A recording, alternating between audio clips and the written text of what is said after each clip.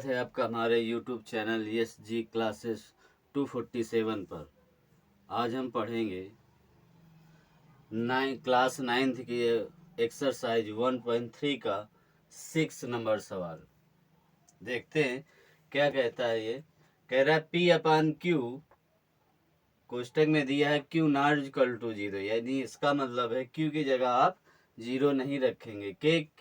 के रूप की परिमेय संख्याओं के अनेक उदाहरण लीजिए जहां P और Q पूर्णांक हैं जिनका एक के अतिरिक्त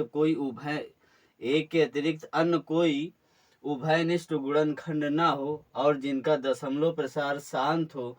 क्या आप अनुमान लगा सकते हैं कि Q को कौन सा गुण अवश्य संतुष्ट करना चाहिए? मतलब इसका कहने का मतलब है आपको अभाज्य संख्या वो लेनी है।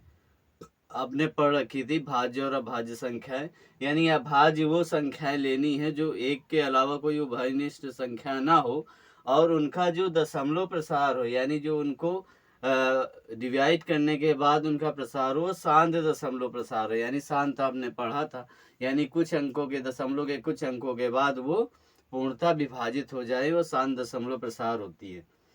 तो देखते हैं इनका हल।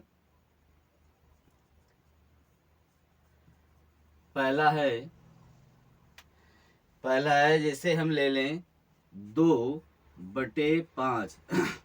2 क्या है? 2 भी एक अभाज्य संख्या है और 5 भी क्या है? एक अभाज्य संख्या है।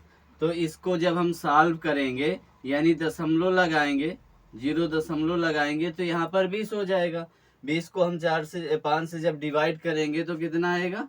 4 आएगा। ये भी क्या है हमारा? ये दशमलव प्रसार हुआ, मतलब शांत दशमलव प्रसार हुआ। अब जैसे ले लें दूसरा नंबर सवाल 2/30 ले लें, या 30 ले लो या 20 ले लो, ठीक है। तो अब ये भी क्या है? इसके तो फैक्टर किए जा सकते हैं 30 के। तो इसको जब हम डिवाइड करेंगे तो भाग नहीं जाएगा तो दशमलव लगेगा, फिर कितनी बार चला जाएगा? देखो इसको हम देखते हैं, यानी 2/30, ठीक है। 2 दशमलव लगाया, 0 बढ़ाया, फिर भी नहीं जाएगा तो फिर 0 बढ़ाओगे तो 36 का कितना आ गया? 18 आ गया। और फिर घटाओगे तो कितना आ जाएगा? यहाँ पर 2 आएगा और यहाँ पर कितना आ जाएगा? यानी 180 आएगा, सॉरी 180 आएगा और यहाँ पर 20 आ जाएगा, ठीक है।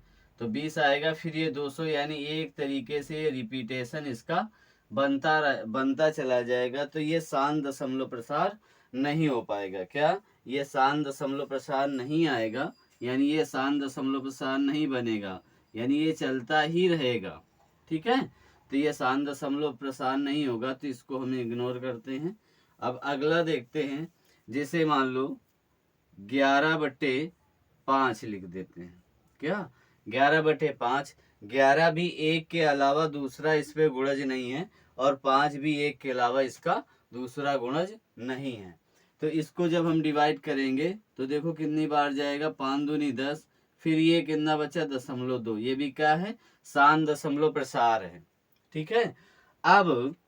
अब जैसे दूसरी संख्या ले लेते हैं 1/5, यानी क्या ले लें? 1/5, तो इसका भी दशमलव लगाओगे 0, यानी 2 आ जाएगा।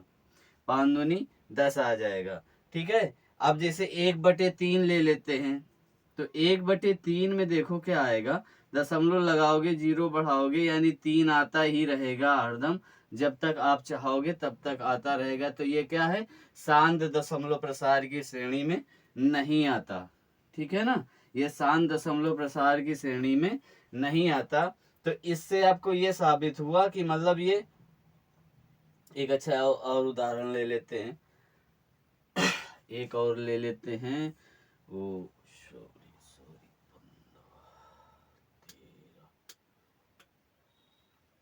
13/5 ले लेते हैं, ठीक है ना। 13/5 ले लेते हैं। तो 13/5 में देखो क्या आएगा? देखो दशमलव लगाया, सॉरी 5 दूनी 10 हो गया। क्या बचा? यहाँ पर 3 बचा।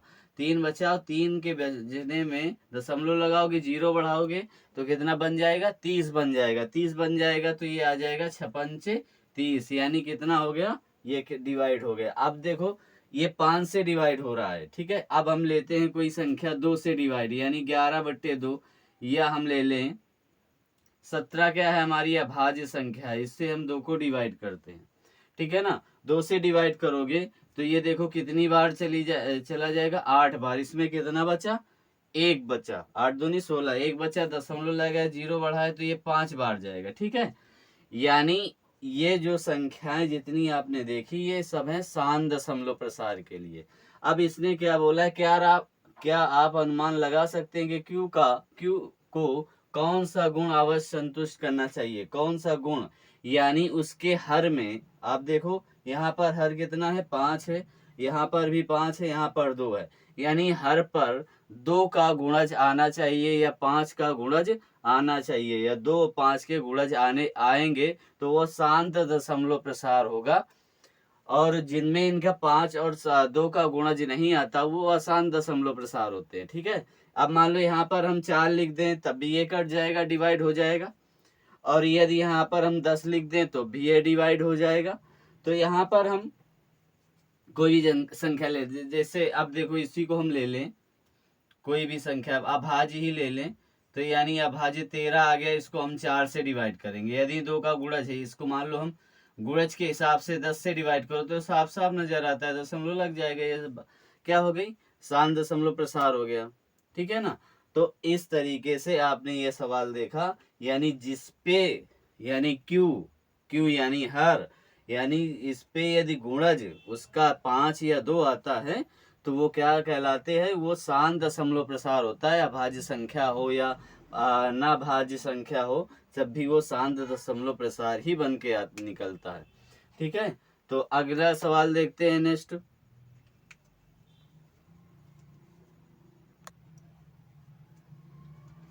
देखते हैं। नेक्स्ट सवाल कह रहा है ऐसी 3 परिमेय संख्याएं लिखी हैं जिनके दशमलव प्रसार अनवसानी अनावर्ती हो, यानी अनवसानी अनावर्ती का मतलब उनका रिपीटेशन हो रहा हो, मगर उनका बार बार रिपीटेशन हो रहा हो, मगर उनकी संख्याओं में चेंज ना हो रहा। जैसे हम लिखते हैं 0 16 00, फिर स्टार्ट करो 16 000, फिर 16 40, है ना, इस तरीके से 16 50, ठीक है। ये ऐसे, ये क्या है, अनावसानी है, मतलब आ तो रही है मगर इनका रिपीटेशन बढ़ता जा रहा है। जैसे अब देखो, जैसे एक और ले ले, 3.58 0 5 8 3 0 5 8 4 0, ऐसे तरीके से आगे बढ़ती जाएं तो ये क्या कहलाएंगी, अनावसानी अनावर्ती, ठीक है। अब जैसे अगली भी संख्या लिख सकते हो आप अपने मन से, मतलब इनका रिपीटेशन हो, बीच में गैपिंग हो, एक साथ ना है। मतलब यहाँ पर 58 है तो 58 00 है, तो 58 00 ना आए, 58 000 आ रहा है, 4 0 आ रहे हैं, फिर 5 0 आ रहे हैं, फिर 6 0 आ रहे हैं। इस तरीके से जो संख्याएं होती हैं वो क्या कहलाती हैं, अनवसानी अनावर्ती संख्या।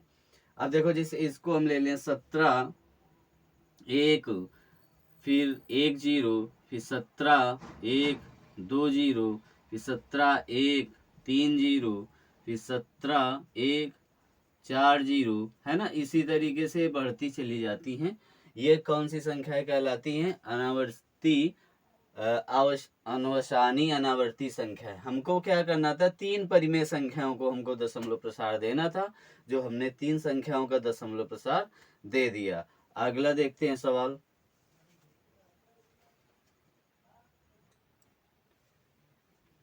देखो अगला सवाल है, कह रहा परिमेय संख्याएं 5/7 और 9/11 के बीच की 3 अलग अलग अपरिमेय संख्याएं ज्ञात कीजिए। मतलब इनकी अलग अलग 3 अपरिमेय संख्याएं हमको क्या करना है, ज्ञात करना है, ठीक है। तो अब देखो सबसे पहले हम इसको ज्ञात करेंगे, तो 5/7 का हल, 5/7 को हम क्या करेंगे, डिवाइड करेंगे। तो 5 से डिवाइड करो 7 को तो ये कितनी बार जाएगा, दशमलव लगाया, यहाँ पर 0 बढ़ाया तो ये कितनी बार गया, 7 बार गया, 7 सत्ते 49 होता है। फिर 1 बचा, फिर 0 लगाया तो ये 1 बार जाएगा यानी 7 आएगा, फिर ये 3 बार जाएगा, तो फिर अब कितनी बार जाएगा, 30 हो गया, 7 चौक 28 हो गया, ठीक है। फिर इसको हम घटाएंगे तो 2 बार जाएगा, फिर कितनी बार जाएगा, 20 हो गया, 7 दूनी 14, ये कितनी बार गया, तो ये 6 बार, 6 बचा। फिर इसको हम घटाएंगे तो 8 सत्ते 56 होता है, तो 8 बार जाएगा, ठीक है। तो ये 56 आ गया, बच्चा 4, फिर कितना आ जाएगा, 40 हो गया, तो ये कितनी बार जाएगा, 5 बार जाएगा। देखो वही संख्या हमें 35 आ गया, तो यहाँ 5 बार गया, फिर रिपीटेशन वही होता रहेगा। तो इसको हम देखते हैं, यानी क्या आ जाएगा, इसको लिखोगे 0.714228.5, ठीक है। अब दूसरा हम देखते हैं, 9/11 को 11 से डिवाइड करोगे, दशमलव लगाओगे, 0 बढ़ाओगे, कितनी बार जाएगा, 11 अट्ठे 88, यानी कितनी बार गया, 8 बार गया। यहाँ पर 2 बचा, 20 हो गया, तो ये 1 बार जाएगा, ठीक है ना, 11 आया। अब देखो फिर इसका रिपीटेशन वही आ गया, तो फिर यही 1 8 1 8 1 8 1 आता रहेगा, तो इसको हम यही लिख देते हैं, यानी 9/11 बराबर 0.8181, यही आता रहेगा, तो इसको लिख भी सकते हैं। अब देखो हमें क्या करना है, इन दोनों के बीच में अलग अलग 3 अपरिमेय संख्याएं, मतलब 3 अपरिमेय संख्याएं इनकी बीच की निकालनी है। तो हम इसके और इसके बीच में, मतलब इससे अधिक हो, 71 से अधिक हो, 81 से कम हो, ठीक है। 71 से अधिक हो, 81 से कम हो, तो हम इसको लिखते हैं, पहली इसके बीच की क्या आ जाएगी, 0.2524 है ना। तो ऐसे ये लिख दिया डैश डैश, और फिर दूसरी आ जाएगी 7 3, फिर 4 2 2 8 5, ठीक। अब इसके थोड़ा नज़दीक ले आओ, तो 0.803003 है ना। ऐसे तरीके से आपकी 3 इनकी बीच की ये अपरिमेय संख्याएं हो गई। आपको समझ में आया, यानी हमने इसको क्या किया, दोनों इनका भाग दे दिया, आया कितना, 71 42 28 5, यानी इसका रिपीटेशन फिर दोबारा हो रहा था, तो करने से कोई फायदा नहीं था। फिर इसका देखो 9 का इसका भाग दिया, तो ये 81 आया, 0.81 आया। अब इनके 3 के बीच की परिमेय संख्या हमको ज्ञात करनी थी, तो 0 यानी इससे अधिक हो, यानी 71 से अधिक हो और 81 से कम हो, यानी 0.71 से अधिक हो, 0.81 से कम हो, यानी वो संख्या हमको बीच की लिख लेनी थी। आप कोई भी लिख सकते हैं, इसके लिए हमने जो आया वो हमने मन में जो आया वो लिख दिया। आप भी अतिरिक्त संख्याएं भी लिख सकते हैं। समझ में आया होगा, उम्मीद है। और देखते हैं अगला सवाल।